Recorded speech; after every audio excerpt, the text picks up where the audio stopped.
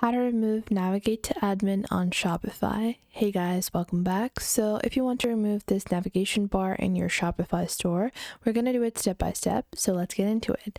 Now, the first thing you're going to do is head on over to your Shopify dashboard, click on online store, and then click on your theme that has been currently applied. Click on these three dots over here and go into edit code. Once you click on edit code over here, you're going to go into assets, and once you go into assets, click on base CSS in the left panel. Once you do that, just scroll to the bottom of your base CSS. Now over here, I'll just show you guys my online store. This is our store currently, and you guys can see we have a search bar and you can search in it, and this is like the latest version of my website. So now what you're going to do is in your base CSS in the code, so you're just going to paste this code over here. So I have this code and I'm just going to copy this, and then I'm just going to paste it at the bottom of base CSS.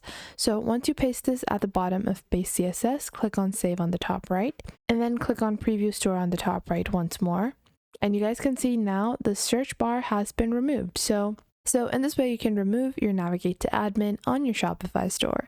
I hope you guys found this video helpful. If you did, make sure to leave a like and subscribe.